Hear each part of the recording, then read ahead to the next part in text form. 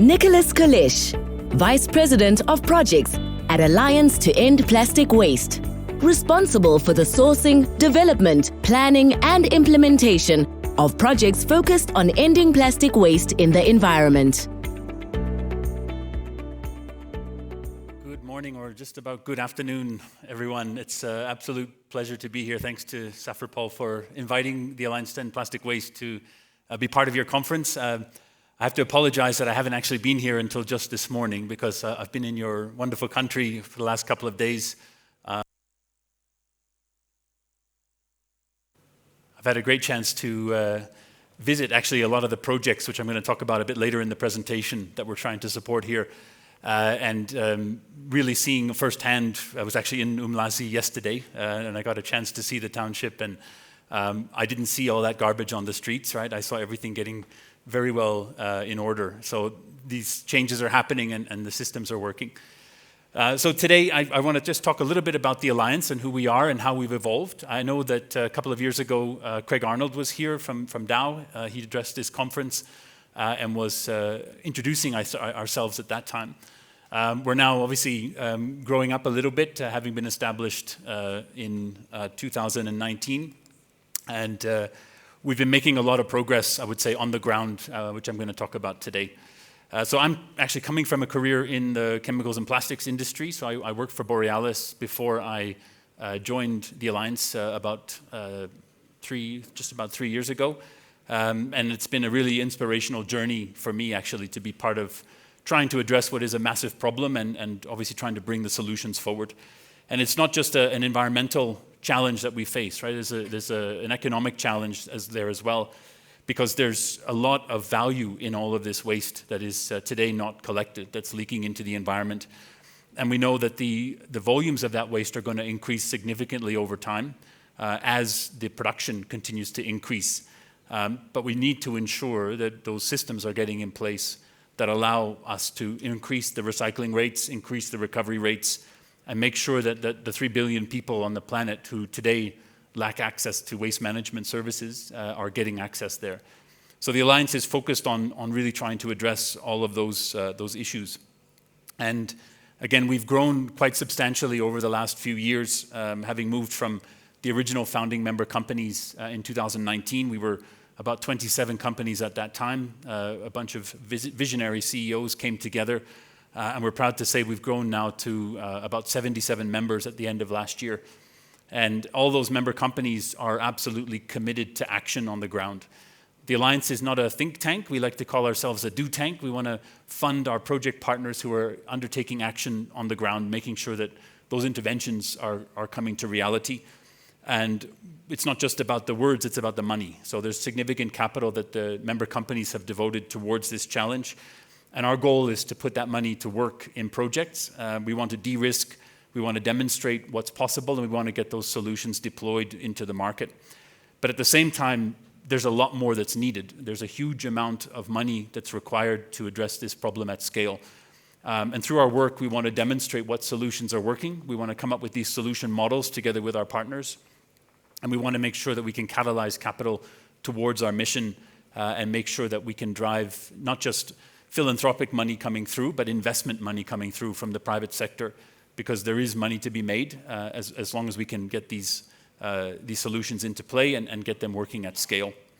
So it's been a fantastic journey onboarding, I would say, a huge network of partners in our organization.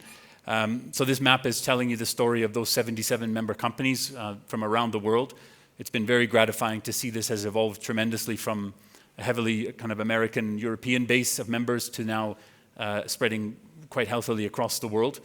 It's not just about the member companies. There's also our strategic allies who you see on here, development organizations, NGOs, multilateral agencies, but also our supporters. So we have a lot of consulting firms that want to be part of the solution, and they've been providing in-kind support to us as well. So the network has been growing, and it's been growing because we're able to deliver solutions on the ground. And we now have, again, more than 50 projects in action, actually close to 60 now at the beginning of this year. All kinds of projects delivering all kinds of action, mainly in the area of addressing the challenge of collection.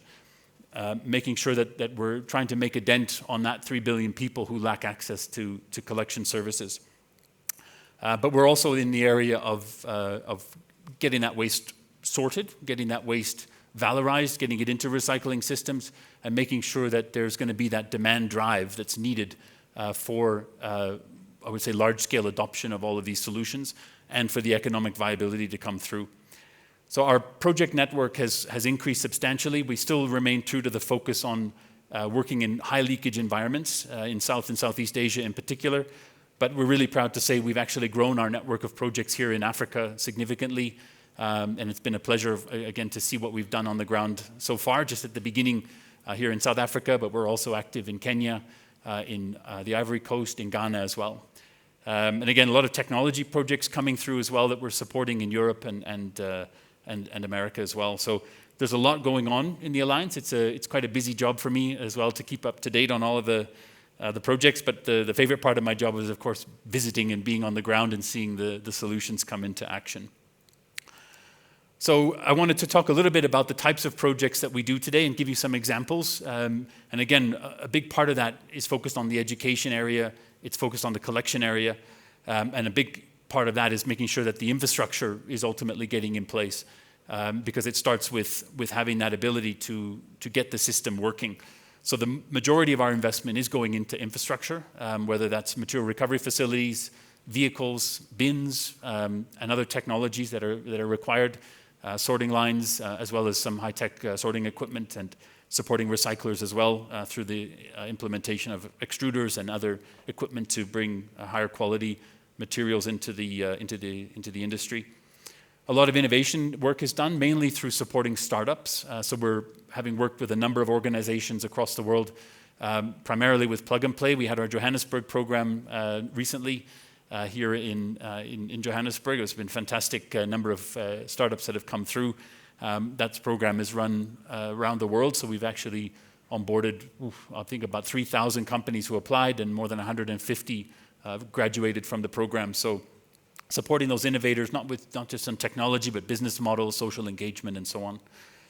A big chunk of what we do is in the education space, and it might show up as a smaller part of our investments, but it actually makes its way significantly into most of the collection projects we do. Because without education, without the engagement of the communities, the collection system you're putting in place is simply not going to work. So we try to integrate those kind of activities within our major projects. And the same goes for cleanup. We like to say we don't want to just do a cleanup once. We would like to put a system change in place that makes sure that cleanup doesn't have to happen again.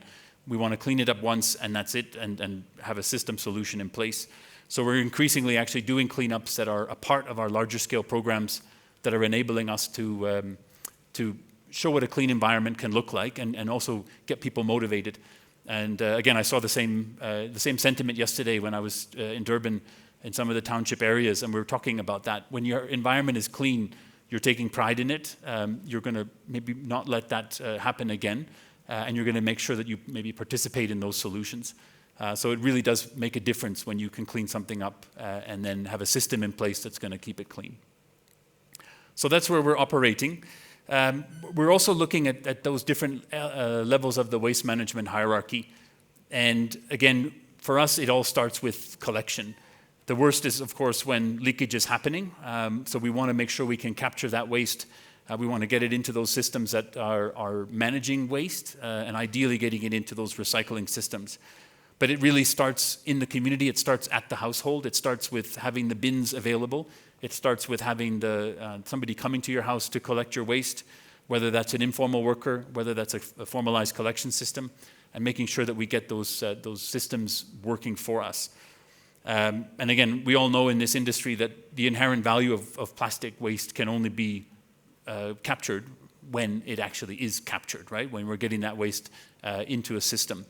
And again, the integrated waste systems is what we're very keen on, making sure that circular economy is flowing. And it's not easy, right? The household participation is key. And again, all of us are part of that problem, or part of that solution, hopefully, making sure that we're participating in the systems that are being set up. And we'll talk a little bit about some of the work that's been done by the Alliance through our project partners to try and address that key challenge. So wherever we work, we're keen to get communities on and then move them up the waste management hierarchy. Every community can do better from wherever they are, and that's what we want to try and do, again, through projects across the world. And we'll give some examples there, starting in Argentina. So we work with an organization called Delterra. They set up a project called Giro in a place called Olivaria. It's about 3 hours from Buenos Aires. So we've worked with them to put in place a community collection system and a mini MRF architecture that can enable the collection actually to happen. So this was not a place where there was a lot of leakage into the environment, but there was a fairly unmanaged landfill where everything was going. There was no segregated collection. So the Giro team put a tremendous effort into household engagement, and they literally went house by house. They set up a grid in the city to tackle the various districts, going after one after the other, to ensure that everybody was realizing, first of all, why the system needed to be put in place, how they could participate, and why ultimately it was going to work, right, with their participation. And they've achieved actually some really, really good results with 50% household waste segregation. They're well on their way to covering the city of 120,000 inhabitants. And again, we're almost there with the material recovery facility as well. So piloting something and then scaling it up to a full city has been key. But again, one of the things that we love about this project is they've taken a huge effort into community engagement and education. And I would encourage you to read the paper that they published. It's called Honing the Habit, and it's about how they've gone about engaging with community to ensure that they can manage collection and get the system working. And it's really key learnings coming out are things like employing this community, exploring the community, first, right? Making sure you understand what exactly is the circumstance that you're getting into. They've done a lot of testing, a lot of failure, a lot of trying again, and this kind of design by doing approach is what they've undertaken. So they've been working literally in smaller districts with real residents and saying, right, this is what we're going to try and do. Is this going to make sense for you? Understanding the day-to-day approaches of waste management in the community. And also thinking about the sequence of what they're going to do, discovering when to do what as they move along in the program. But it's really, for them, it was really about the opportunity to approach the households, to focus on source segregation, to realize we need to separate the compostables from the recyclables and from the general waste, and managing that together with the city to have a different sequence of collection, for example, over the course of a couple of weeks, figuring out how many times they need to come per week or every 2 weeks to do the collection, and again, continuing to work with the community to push those high recycling rates. So it's been a really nice project to really bring, I would say, great insights into how community collection can happen in a middle-class community where they want to try and drive increased recycling rates. Shifting gears to Indonesia, and this is a project where, and I think maybe people have heard about Project Stop. It's really about providing a first waste management system where there is no collection happening, there is no managed system that is taking waste to a landfill and so on. So we worked with Project Stop. It's actually the third iteration of the program, and we were working in a place called Jembrana in Bali, so it's a regency on the southern coast of Bali. And we wanted to, again, address a community of about 140,000 people across 22 different villages that make up this community, this regency, and effectively providing them with the first organized collection. So in these cases, the waste was either burned in front of the house, or it was dumped somewhere and it was burned there, or it was dumped into the ravine and it flowed into the river. So this was really about providing that first system to get waste into a managed environment. So we invested in a material recovery facility. So it's actually one of the larger facilities in Indonesia, believe it or not, because there's not that many that are large size and operating well. You see a picture of the sorting line here, so we can have 40 people on the sorting line. And we have those trikes going around all the households to pick up the waste. And we were visiting there in November, and it was again some of those lessons that need to be learned, right? Because you can put the infrastructure in place, you can build the MRF, you can buy the trikes, you can train the drivers, you can provide the households with the bins. But if you look closely on that picture of the trike, normally it should be two compartments, right? There should be a compartment for general waste and a compartment for organics. And when we were doing the tour around one of the villages, they were not able to actually show us very good source segregation. So it does take a tremendous effort to get that mindset to change. And we've only been at it for a couple of years there. So it doesn't happen overnight. And that's, I think, one of the key learnings in many of the projects we do. You have to keep at it, and you have to work very closely with the local government, with the community leaders, and with the key stakeholders that can have an influence on the ground. So that village leadership is absolutely key. Making sure that there's a degree of enforcement happening, that we're closing the dump sites where people are conveniently dumping their waste.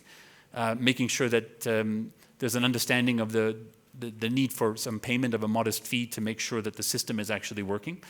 And making sure that ultimately we get that participation, because if we don't, the scale issue is going to come up. And for a remote community, if the scale is not there, they're not going to find buyers for the recyclables, and the system is not going to work. So when we look at some of these remote communities, we really need to focus on capturing that waste at scale in order that we can get the recyclers interested. So the whole area of education and engagement is absolutely critical for any of these systems we're putting in place. And in Bali, we're on a journey, and we're trying to get things right at this level, because we want to actually expand to a much more significant level of intervention. So we've created what we call our Bersih Indonesia program, which is now looking at taking something that was the size of a regency of about 140,000 people and providing then a much bigger service to a much bigger community on the island of Java. So we're looking at something that's going to cover about 2.6 million people in the first instance. So there's a place called Malang where we have the first iteration of the project getting underway now. So it's about 550,000 households. The land area is about 3,500 square kilometers. We're going to build 10 different facilities, 5 transfer stations and 5 MRFs. We're going to have about 1,100 vehicles in operation and a workforce of about 1,400 people. So it's going to be quite a substantial setup that we're putting in place to, again, address the problem at scale. And tremendous learnings that have come through earlier projects, but also through the development of this project. And the great thing is, and the reason I actually chose Malang to start, is that the local government has realized they really want to be part of the solution. And this is not just about the Alliance coming in, handing over money and stuff. It is really about working hand in hand with the Environment Agency of that regency and making sure that they want to be part of the solution. So we're setting up the first public utility in Indonesia that's dedicated to waste management. It's under a special structure of the government. We've been working with the Malang Regency government for the last couple of years to onboard them into the system and get them to understand what's needed, and then really work on this behavior change campaign that's going to be absolutely critical for the whole system to work. So it's going to be easy, right, to build all these material recovery facilities. It's going to be easy to buy the vehicles, but it's going to be very hard to manage that system change that's needed for this community. One thing we're trying to do to get that started, and I talked about the importance of cleanups to get that mindset going. We're actually going across the Regency and looking at all the hot spots, the dump sites that are there. We did a program last year in the last quarter where we covered 21 different hotspots, cleaning up a tremendous amount of waste. It's almost 10,000 tons of waste that came out, about 2,000 tons of plastic waste. And we've now actually, with our membership, said, why don't we try to clean up the whole Regency? And it was like, that's a lot, right? And it's 359 hotspots more that we're going to clean up. But we're going to probably take out about, I think it's about 40,000 tons of plastic waste. So it's going to take over 2 years to do it, and we're timing the waves of the rollout of the system that we're putting in place, so the infrastructure, with the cleanups, so that people will see that the new infrastructure is coming, and we're there to clean it up in the first place. We heard earlier there's so much waste that's legacy in the environment. So we're trying to bring these things together, and it's going to be a great part of our education and engagement, our community behavior change strategy, to get people aware of this is what good looks like, right? This is what your clean environment can look like, so that it doesn't get messed up again when the new system is in place. So this is hugely ambitious. The national government of Indonesia is heavily supporting. They signed their NPAP, their National Plastic Action Partnership, a few years ago, and they had tremendous ambitions by 2025. And so our program is going to be one of the things that helps them achieve their goals. And what we're aiming for is to prove it in Malang, and then be able to use it as a model that can be rolled out in the 516 other regencies that make up Indonesia. And we have a couple more called Sukabumi and Magelang where we're looking to work next. We're putting a lot of money in, so it's about a $30 million project for the Alliance, and we're not aiming to put that amount of money in on the next ones. We want to prove that it works and get co-funders on board, including development finance institutions and hopefully the government itself through the blended finance mechanisms that they're looking to pioneer. So it's a super interesting program. It's incredibly challenging. It does give us sleepless nights because this is one of the, I would say, the make or break things for the Alliance. We need to show that it can work at scale. But we're super excited about it, and we have really great partners in the Indonesian government, both at the national and the Regency level. So it's really exciting to be working around the world, and I've had a tremendous few months after COVID getting back on the road. We had a bit of a challenge in the early parts of the Alliance days when we were trying to get everything running during 2 years of COVID. But since then, things have been really moving, and I've had a chance to visit projects in India. I was in Vietnam a few weeks ago. I've been in Thailand a couple times, and now really super happy to find myself in South Africa, working with people like Dr. Emmanuel here in the front row. He took us on a tour over the last 36 hours around the Inquasi Izu project in Durban area, and we saw, I would say, tremendous progress in a very short time, again with the support of many people in the room here as well. This is a fantastic project here in South Africa, and it's going to be a model, I think, that we can use across the country, hopefully across the continent. And we're really, really happy with it. And again, many of you know about Inquasi Izu already, but our goal is to support the success of what's happened already with the support from Sasol, to then move on to 10 more material recovery facilities. And what I saw yesterday and the day before was opportunity to work with those communities in the townships to bring those aggregation centers into reality as well. So it's one thing to have a material recovery facility where you can bring the equipment and so on to bale and to get the materials into good quality. It's another thing to have those community collection and aggregation points where we can really get the community involved and have them take ownership of the cleanliness of their own district. I saw some absolutely, or heard from some absolutely inspiring people who are taking this on firsthand, right? And we were welcomed so warmly in so many of these little sorting centers. Mostly women who are driving this forward. It's amazing what they're doing on the ground and the passion and the responsibility that they're taking for their communities. So the Alliance is really happy to be supporting Inquasi Izu in the expansion of the program across these 10 material recovery facilities, but I think equally important across these aggregation centers that we're going to be working on. And we visited the Isfefo facility yesterday as well.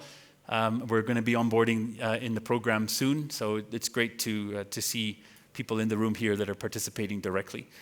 And for us, it's a great value for money project. We measure our performance in terms of our return on investment, but that return is tons for the dollars that we put in. And so I think we have a really fantastic model here that's going to be a showcase that we can use elsewhere.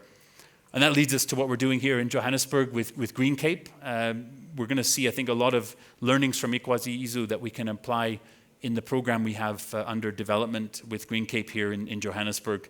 So we really want to, again, support the informal sector, to leverage them and to get them in a situation where they can work safely, effectively, with the right PPE, with the right equipment, and then set up these material recovery facilities also here, taking advantage of, I think, government support for providing locations where this can happen.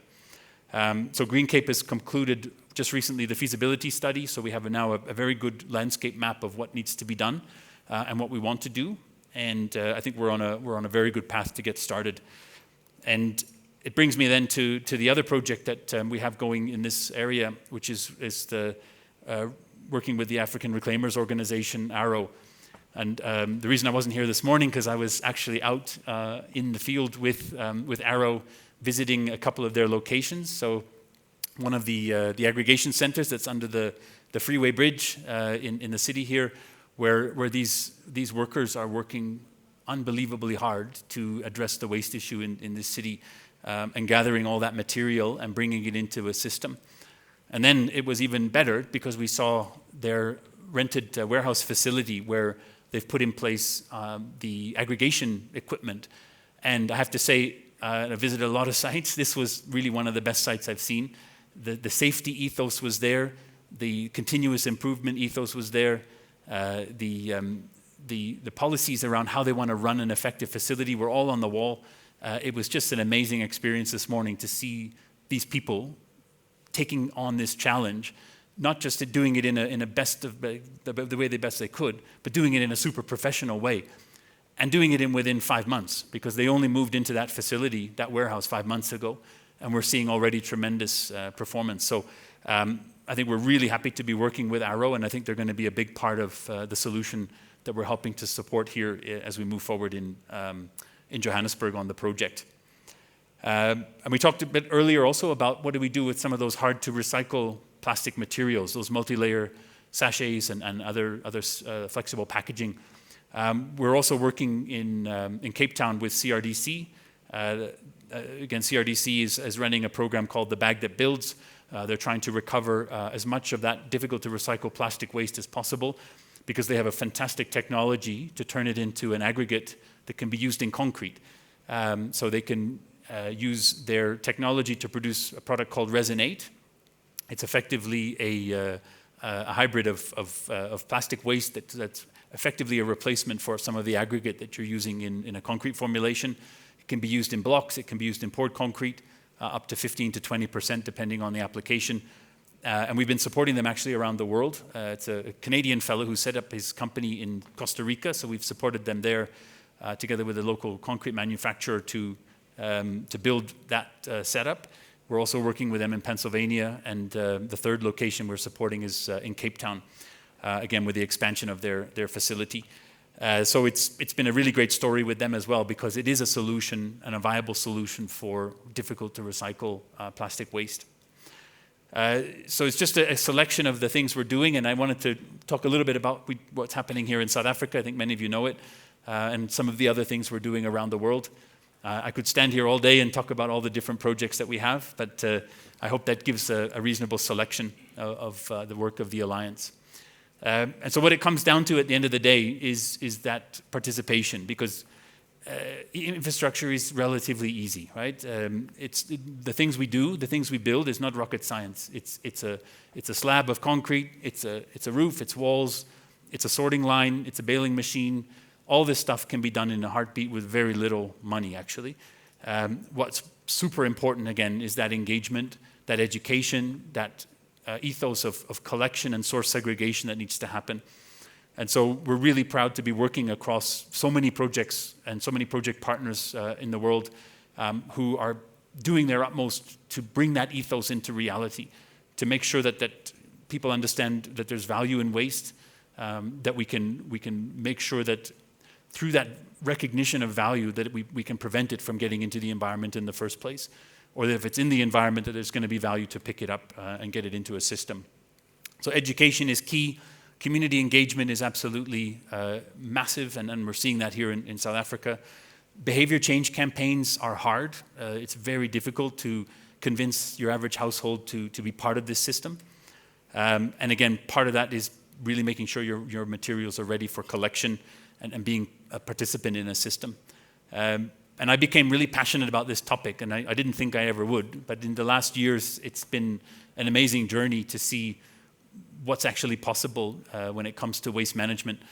Before I joined the Alliance, I worked for Borealis. I was based in Vienna, in Austria, and Borealis has a lot of really great programs that they're doing to try and bring recycled material into their products to replace a degree of the virgin polyolefins. But Vienna as a city itself was amazing because they had a tremendous waste management infrastructure that had been developed over time. And they had quite a high degree of participation, but it was based on a very efficient system that works. And I started to participate in that system over the 8 years that I lived there, and I had a place for everything. So my daily waste was almost nothing because I had a place I knew I could put every single thing, whether it was the razor blades, the batteries, the light bulbs, the kitchen scraps, the vegetables and fruit waste, not to mention cardboard, bottles, glass, you name it, and all the plastics. The only thing that troubled me is one day I gathered up all my films over the course of 2 weeks, so had a bag full of flexible packaging, and I took it down to the recycling center because I said, I don't know where to put this. And the guy said to me, well, It has to go in the regular waste, because I think they still needed some of it for the incinerator, because they were getting so good at getting materials out of the system that the calorific value of what was going into the incinerators was not high enough. So they didn't actually make a big effort to get flexible packaging. But it just shows what's possible. And I think it's inspiring to actually be part of that system, and then to be helping to enable organizations through the funding of the Alliance, through the provision of some of the expertise that our member companies can bring in their work with us, and be part of the solutions for the various programs that we're able to support around the world, and again, also here in South Africa. So thank you so much for listening to me and listening on this journey about the Alliance, and I hope you kind of get a better idea of who we are and the work that we're doing, and hopefully you'll see more of me down here in South Africa. It's tremendous programs that you have underway. Thank you very much.